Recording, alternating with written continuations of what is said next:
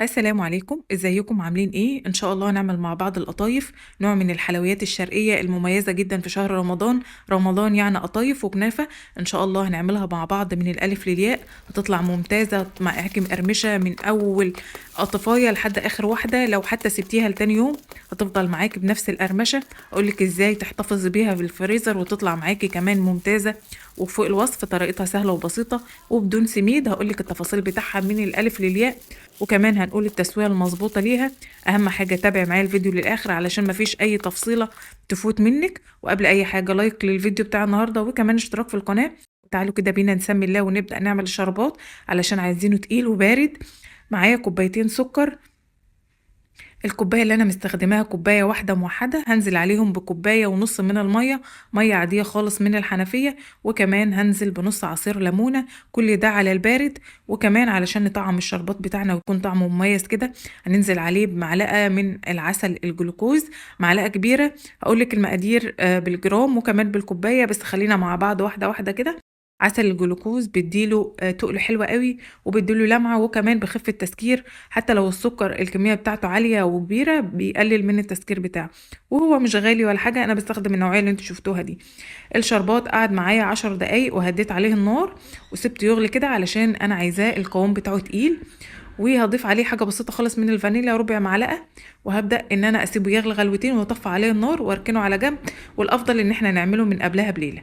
تمام كده. معايا كوبايتين من الدقيق، دقيق متعدد الاستخدامات عادي. حجم الكوباية اللي انا مستخدماها او ساعتها 125 جرام، يعني الكوبايتين 250 جرام. هنزل عليهم ب5 جرام من السكر، وكمان 5 جرام من الفانيليا، و5 جرام من النشا علشان يدي للقطيف قرمشة كده ويدي لها طعم حلو وقرمشه حلوه. هنزل كمان بحاجه بسيطه خالص من الفانيلا البودر. وكمان انا نزلت ما بين صوابعي كده بحاجه بسيطه خالص من الملح علشان تطعم معانا القطايف بتاعتنا وكمان تظبط الطعم. اولا لازم نضيف حاجة بسيطة خالص من السكر، وما تكتريش قوي علشان ما يخليش القطايف وانتي بتسويها على النار، او انتي بتقليها في الزيت يخليها تحمر معاكي قوي ويكرمل. فهنحط حاجة بسيطة خالص، يعني معلقة صغيرة 5 جرام، علشان بس اسفة الخميرة تتفاعل بسرعة وكمان يظبط معانا الطعم. والنشا علشان القرمشة. وهبدأ انزل بالسوائل بتاعتي واحدة واحدة. انا استخدمت كوبايتين ميه، سعه الكوبايه 200 جرام. هبدا ان انا انزل بهم تدريجيا. يعني استخدمت كوبايتين دي هستخدم قبالهم كوبايتين ميه. ولو انت بتستخدمي الميزان يبقى سعه الدقيق مش زي سعه الميه. الكوبايه في الدقيق 125 جرام حتى على الميزان، وفي الميه 200 جرام علشان نبقى ماشيين مع بعض واحده واحده. وهقول لك كميه السوائل اللي انا استخدمتها للقطايف في اخر العجين. كميه السكر اللي انا استخدمته كوبايتين، كل كوباية 200 جرام، يعني استخدمت 400 جرام. عليهم كوباية ونص مية يعني 300 جرام. التلت وتلتين. تمام كده علشان الشربات بتاعنا احنا عايزينه تقيل. والافضل زي ما انا قلتلك ان انت تستخدميه بارد. ولو عملناه من قبلها بليلة وركناه في التلاجة بيكون افضل. وانا عملت الخطوة دي وركنته في التلاجة علشان يديلي نتيجة افضل للقطايف. زي ما انتوا شايفين كده انا ببدأ. ممكن تستخدمي في المرحلة دي الخلاط، وممكن تستخدمي المضرب اليدوي، وممكن تستخدمي الهاند بلندر، اللي يريحك اشتغلي فيه. بس صدقيني بالاسباتيولا عادي خالص. انا ببدأ انزل بالمية بتاعتي تدريجيا علشان مش كل نوعيات الدقيق زي بعضها. في دقيق بياخد سوائل وفي دقيق ما بياخدش سوائل. فدايما خليكي اعتمدي الخطوة دي بالراحة، علشان ممكن لو المية زادت معاكي تواجه مشكلة، ولو المية قليلة معاكي هتكون سهلة ان احنا نعدلها. ولو لا قدر الله المية زادت معاكي بمعلقة صغيرة كده، وتبدأي تنزلي بمعلقة معلقة من الدقيق لحد ما تظبطي الخليط بتاعك. وزي ما انتوا شايفين كده القوام اصبح كويس. وهتبدأي بصبعك كده على الاسباتيولا، لو الخطين لمسوا بعض يبقى القوام بتاعك خفيف جدا، فمحتاجة ان انت تقليه. ولو ما لمسوش بعض يبقى هو كده تمام. هبدأ ان انا اصفيه علشان فيه تكتلات، وعلشان وقت التسوية القطايف تكون مظبوطة. المصفى بتاعتك كده، وابدأي اي حاجة خالص صفيه، مش هياخد معاكي وقت ولا حاجة، وهيكون جاهز معاكي وما شاء الله هيكون ممتاز. الطريقة سهلة وبسيطة جدًا، مش محتاجة منِّك أي حاجة وإن شاء الله هتطلع ممتازة معاكِ، بس زي ما قُلت لِك تابعي معايا الفيديو للآخر علشان ما يفوتكيش أي حاجة، وتكوني محترفة إن شاء الله في عمايلها، وهتطلع معاكِ أحسن من الجاهزة بمراحل وبخطوات كتير.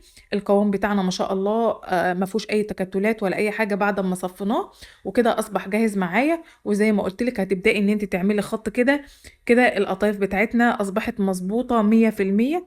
كده مش محتاجة أي سوايل ولا محتاجة أي دقيق. هابدأ كده إن أنا أغطيها بstretch wrap وأحطها في مكان بحيث إن هي تتخمر. هي مش هتتخمر ولا هيتضاعف حجمها، بس ندي لها وقتها إن هي ترتاح والخميرة تبدأ تتفاعل وتشتغل وتكون أصبحت جاهزة. أنا سِبتها حوالي ساعة وأصبحت جاهزة معايا ما شاء الله. هتلاحظوا أو هتقولوا لي إزاي عرفتِ إن هي بدأت تتخمر، هتلاحظي إن ظهر على وشها فقاعات كتير كده صغيرة، كده اتأكدي إن هي خلاص بقت ممتازة وجاهزة إن أنتِ تشتغلي فيها. هابدأ إن أنا بالإسباتيولا أخرّج كل الهوا اللي دخل فيها، علشان وقت التسوية ما يبقاش فيه أو ما تبقاش القطايف بتاعتي المسام بتاعتها واسعة. هابدأ إن أنا كده بحاجة لها بوز إن أنا أشتغل. ممكن تشتغلي بالدرع بتاعِك أو تشتغلي بإزازة أو بكوباية أو بمَج اللي يريحِك. النار بتاعتي لا هي عالية أوي ولا هي واطية أوي، النار بتاعتنا متوسطة. ودايمًا استخدمي طاسة غير لاصقة، ما ينفعش إن إحنا نستخدم طاسة ألمونيوم لإن هي هتلزق فيها بسهولة. ممكن تستخدمي تيفال، جرانيت، سيراميك اللي يريحِك. أنا استخدمت حاجة واسعة شوية علشان تقدر إن أنا أستخدم فيها 1 و2 و3 علشان أسرّع من العملية بتاعة القطايف. ومجهزة معايا صينية على الجنب كده فارشة فيها فوطة علشان اللي هاطلّعها أحطها على الفوطة، علشان لو أنا حطيتها على السطح الصينية على طول القطايف هتكون سخنة وهتطلّع بخار وهتلزق معايا في الصينية وهتكون مش حلوة أوي وهتكون طرية. فدايمًا الفوطة بتاعتِك تكون جاهزة جنبِك، وابدئي إن أنتِ تشتغلي زي ما أنتم شايفين. المسام بتاعتها صغيرة جدًا، والنار بتاعتي لا هي عالية أوي ولا هي واطية أوي، ومطلّعة معايا القطايف ما شاء الله. هتبدئي إن أنتِ تلاحظي إن القطايف بدأ الوش بتاعها ينشف، وبدأت العجينة إن هي تختفي. اعرفي إن هي كده خلاص بدأت في مرحلة السِوَى. حابة تتقلي عليها شوية ما فيش مشكلة، مش حابة، أنا باحب أطلّعها زي ما أنتم شايفين كده. أنا حابة الأرضية بتاع القطايف تكون اللون ده، مش حاباها محمرة علشان لمّا آجي أقليها في الزيت تاخد معايا اللون موحّد ويبقى اللون شكل واحد. كده القطايف بتاعتي ما شاء الله بتطلع معايا ما بتاخدش معايا وقت خالص. و أمّا تيجي إن أنتِ تصُبّي المرحلة التانية في القطايف التانية، ابدئي إن أنتِ بمعلقة وخرّجي الهوا أو الفقاعات اللي موجودة في القطايف ما بين كل صَب والتاني، علشان المسام بتاعتها تكون مضبوطة وتطلع القطايف معاكِ مضبوطة. وتأكدي إن هي مستوية وإن هي مضبوطة معاكِ. لمّا القطايف بتاعِك تستوي تبدئي إن أنتِ تلاحظي إن ضهر القطايف ما فيهوش مسام وضهرها أملس واللون بتاعها مضبوط وموحّد. حابة زي ما أنا قُلت لِك تتقلي عليها وتخلّي لونها محمر أوي من تحت، دي حاجة ترجع لِك أنتِ. والأفضل إن أنتِ تطلّعيها زي ما أنا طلّعتها كده، علشان وقت القلية في الزيت تاخد لون موحّد والشكل بتاعها يكون واحد. الطريقة سهلة وبسيطة جدًا مش محتاجة مننا أي وقت. ولو أنتِ بقى حابة إن أنتِ تبدئي إن أنتِ تشتغلي فيها أو تفرّزيها، هاقول لِك المراحل اللي أنتِ حابة تعمليها، بس زي ما قُلت لِك تابعي معايا الفيديو للآخر علشان ما يفوتكيش أي تفصيلة في الفيديو وتكوني متابعاه أول بأول. زي ما أنتِ شايفة كده القطايف بتاعتي بدأت إن هي خلاص تكون جاهزة. هابدأ إن أنا أشيلها وزي ما قُلت لِك على الفوطة، وهابدأ إن أنا أحطها وأباعد بينهم علشان ما يلزقوش في بعض من البخار اللي طالع من القطايف. هتبدأ إن هي تعجِّن لو أنتِ حطيتيها فوق بعضها. زي ما أنتم شايفين كده طريقتها سهلة وبسيطة جدًا، ما خدتش معايا وقت ولا مجهود، وفعلًا، فعلًا كانت أحسن وأنضف من الجاهزة بكتير. عندي بقى المكسرات، أي نوع مكسرات سوداني، فستق، بندق، اللي يريحِك اشتغلي فيه. وعندي آسفة جوز هند مبشور، وهاحط حاجة بسيطة خالص من الزبيب لإن إحنا بنحبه. وهاحط كمان معلقتين زيت. في المرحلة دي لو أنتِ تلاحظي إن في الحشوات بنبقى نحط عسل، فده مش هينفع لإن إحنا هنقلي في الزيت، ولو حطينا عسل هيكرمل ويخلّي لون القطايف بتاعتنا من جوّه ناشفة أوي، وكمان هيبقى لونها غامق. القطايف بتاعتي بعد أمّا خلاص هدت خالص، هابدأ إن أنا أشتغل فيها اللهم بارك. وعلشان أنا سِبتها على الفوطة وخدت وقتها وكانت مرتاحة، كل واحدة مش لازقة في التانية، والضهر بتاعها زي ما أنتم شايفين لونه موحّد، وكمان المسام بتاعتها مضبوطة، وكمان مش مفرّغة أوي. هابدأ إن أنا في الحشو هتلاحظوا إن هي بتتقفل معايا بكل سهولة. في المرحلة دي بقى ممكن حد يقول لي أنا ينفع أفرّزها وهي مش محشية؟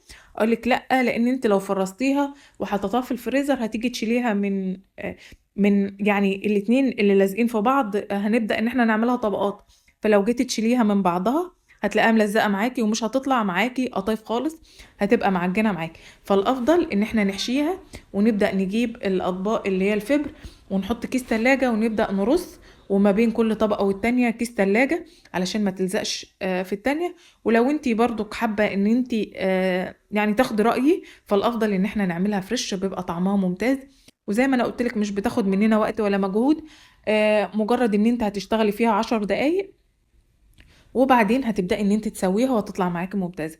دي الكمية اللي طلعت معانا وقفّلناها اللهم بارك. هنبدأ كده في زيت غزير والطاسة بتاعتنا أو الزيت بتاعنا يكون سخن، يعني ما ينفعش إن هو يكون بارد وأنزل بالقطايف على طول، لأ هتشرب مني زيت وهتبقى معجنة وهيبقى مش مقرمشة خالص وهيبقى طعمها مش مستحب، فالأفضل إن الزيت بتاعنا يكون سخن وأبدأ إن أنا كده أرصها وأباعد، يعني مش لازم تملي الطاسة أوي، لأ كفاية أوي الكمية دي علشان تقدري إن أنتِ تقلبيها يعني كل شوية إن أنتِ تبدئي إن أنتِ تقلبيها على الجنب ده والجنب ده علشان تطلع معاكِ ممتازة، وزي ما أنتم شايفين اللون بتاعنا موحّد، وطلّعيها فاتحة شوية علشان لمّا هتبرد هتغمق معاكِ وهتاخد لون أغمق شوية عن المطلوب.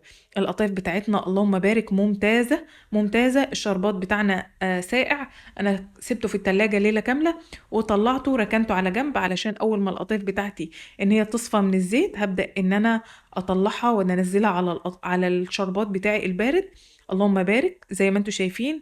حابة إن أنتِ بقى تخلّيها مسكّرة أوي، أوي أو يعني تشرب من الشربات وتطلع معاكِ تقيلة شوية، هنسيبها في الشربات بتاعنا حوالي 10 دقايق ونبدأ إن إحنا نشيلها، وهتشيلي من الشربات على مصفى علشان تنزّل كل الزيادة اللي هي في الشربات، وزي ما أنتم شايفين طلعت معانا ممتازة.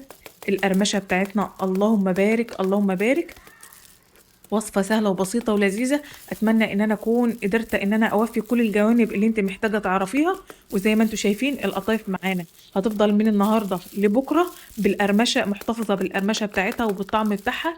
المكسرات بتاعتنا اللهم بارك، التسوية بتاعتها مضبوطة سواء في البداية أو في النهاية أو وقت القلية اللهم بارك، حاجة كده فوق الوصف ممتازة، ممتازة. أتمنى إن أنتم تجربوها على نفس الطريقة وعلى نفس المنوال، وما تنسيش لو أنتِ أول مرة تشوفيني وتتابعيني انزلي تحت عند كلمة اشتراك واضغطي وفعلي زر الجرس علشان كل وصفة بانزّلها ينزل لِك إشعار بيها، وكمان سيبي لي تعليق حلو منِّك، وكمان لايك للفيديو بتاع النهارده.